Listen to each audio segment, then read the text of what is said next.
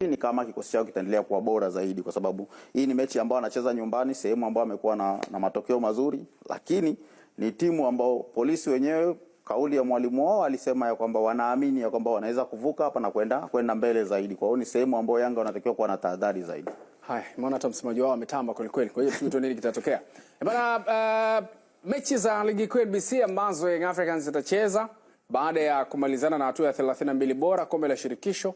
Singida atakuwa na kibarua ndani ya hizi siku chache, yani kuanzia tarehe 1 mpaka tarehe 20, kuanzia tarehe 5 mpaka tarehe 22 pale atakuwa ameshacheza mechi dhidi ya vigogo wote wawili, na hapa ana mechi dhidi ya Yanga mapema kabisa tarehe 5. Takwimu huwa hazimbebi sana Singida anapocheza na Yanga.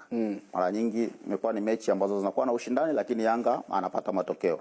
Lakini kikubwa ni kitaangaliwa ni nini ambacho anakuja kukichukua msimu huu. Msimu uliopita na msimu huu haufanani.